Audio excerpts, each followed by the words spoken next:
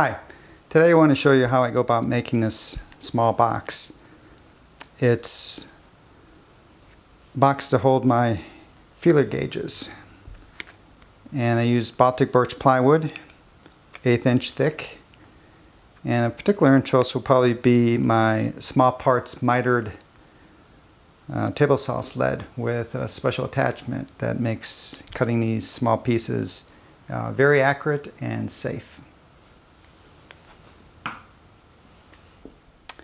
This is what I'm going to be storing in the box, my set of small feeler gauges.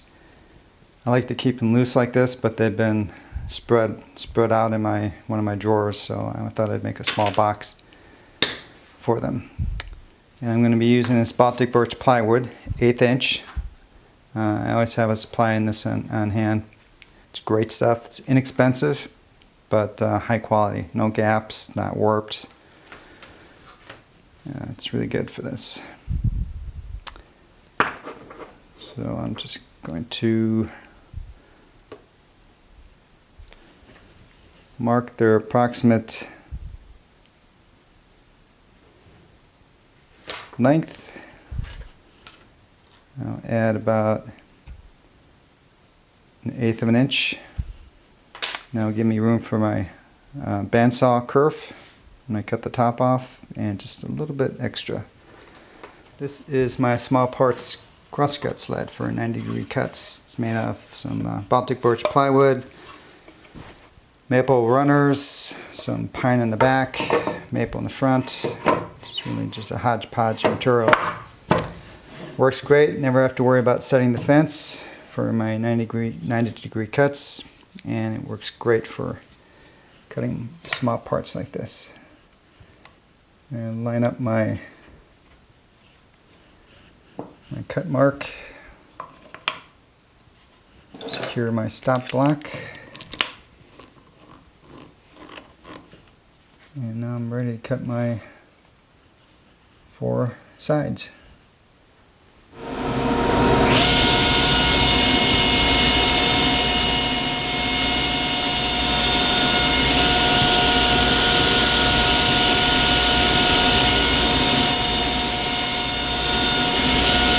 Okay, my stock is prepared, and now I need to cut the miters.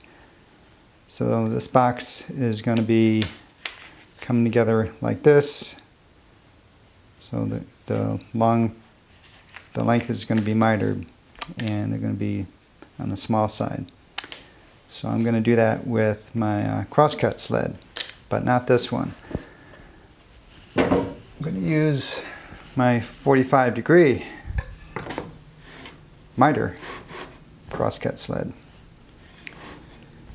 and I'll show you how I set this up to deal with these small pieces. I'm setting my blade to 45 degrees, and I recommend that you take the time to adjust your stop on your saw to exactly 45 degrees. It'll take a little bit of time, but you only have to do it once, and then you never have to get out your miter gauge to check that you're at 45. You just turn it until it stops, and you can do the same at the 90-degree mark too. This is how I'm going to be making my cut, orientating the wood like this. Now I see I'm not going to be able to get an accurate cut this way. It's going to want to turn. I don't want to be holding this with my finger. I use pencils sometimes to hold it, but again, it's just not going to work. So I need to add another jig to my miter sled. And this is what I use. It's just another piece of plywood. Have a toggle clamp installed, and the toggle clamp can go right up next to the blade. And this is what I'll do. Take and this will work for really any small pieces, and you can use this in your 90-degree cutoff sled too. Now this edge has to be 90 degrees to this edge for this to work. That should be easy enough for you to do. And I'm going to just temporarily put it like this. I'll put my stop block over here.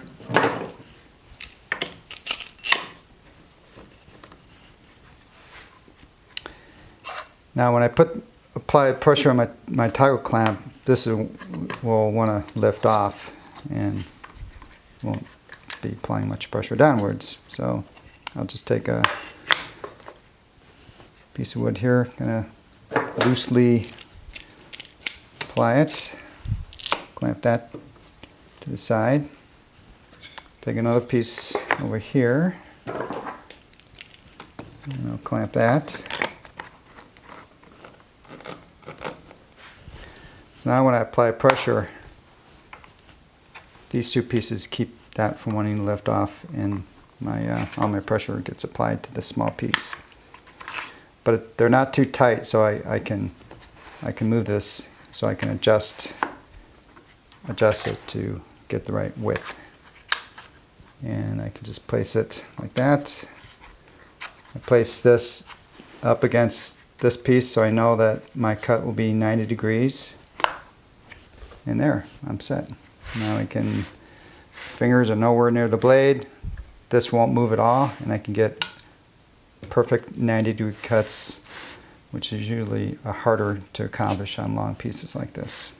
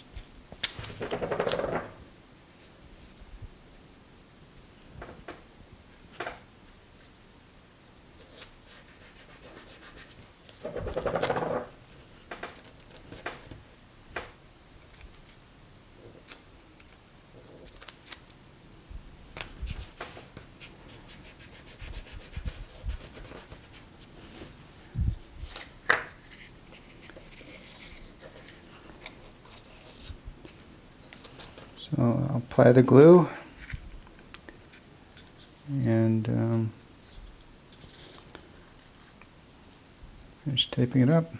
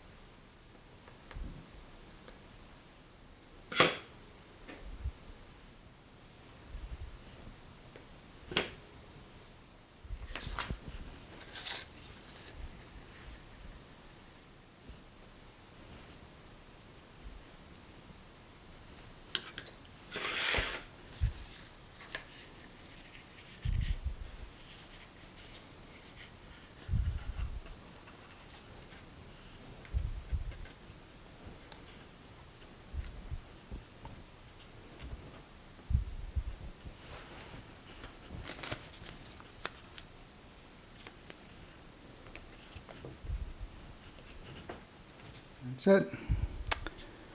I'll let that set for maybe an hour or so, and then I can glue on the top and the bottom. Been drying for about an hour. I think that's plenty strong. And so now, before I attach the top and the bottom, I want to make this nice and flat, smooth. So I'm just going to use a sanding block, 120.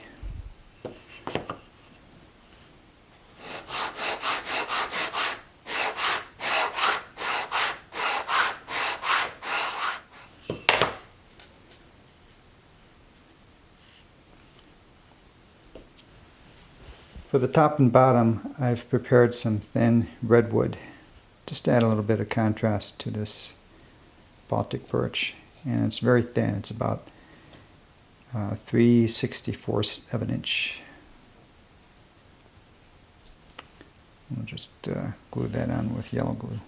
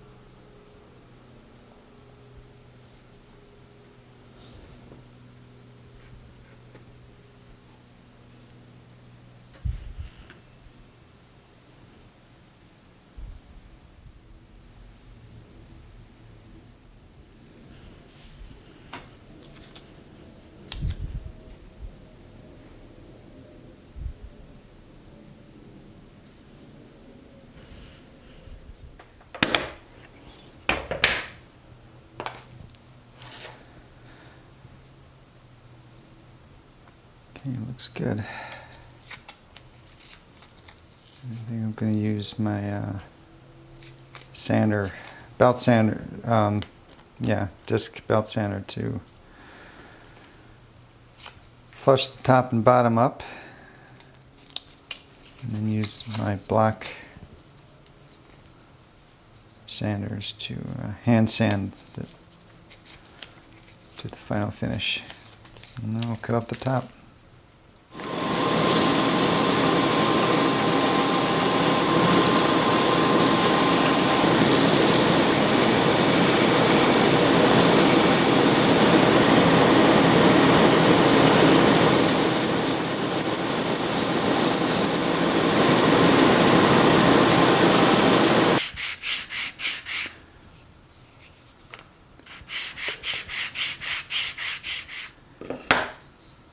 Okay, I've hand sanded from 120 through 220,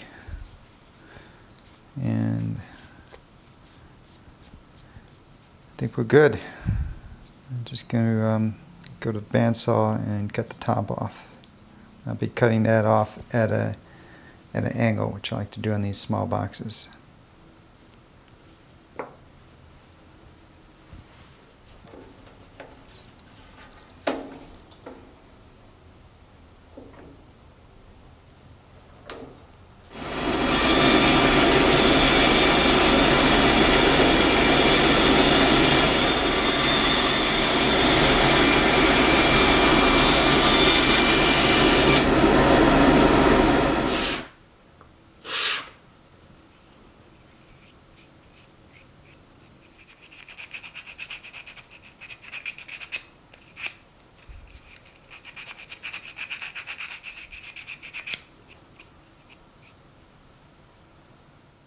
Okay, well, I think box is nearing completion. It's a nice tight fit. Now I'll cut the liners, which are going to be mitered also.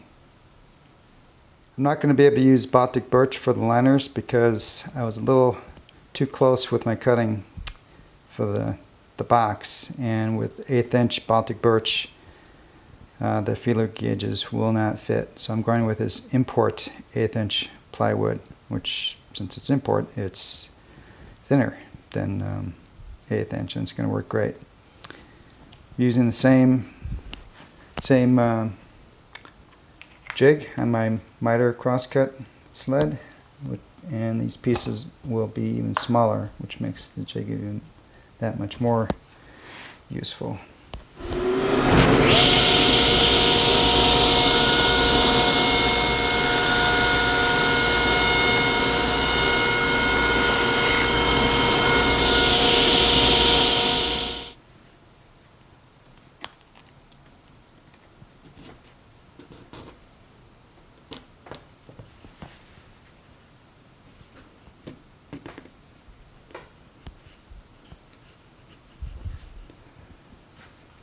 There.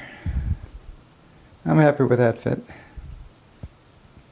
Again, considering this is not one of my finer boxes, but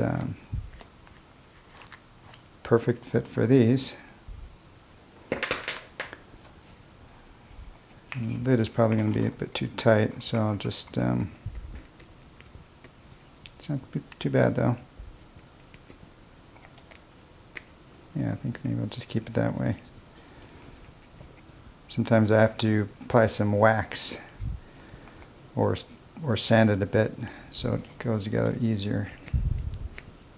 I think this is perfect. Okay, well, let's just do some final sanding and apply some wax on the outside and I'm done.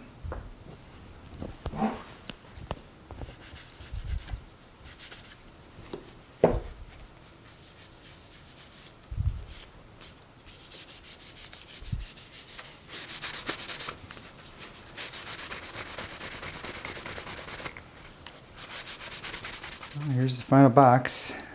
I'm happy with how it came out. This is my typical slanted cut for the lid. and it fits these feeler gauges perfectly. Either way, it's pretty much a square opening. Couldn't ask for a better fit.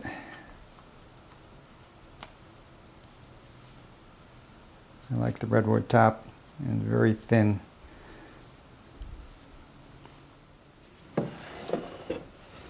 Thanks for stopping by.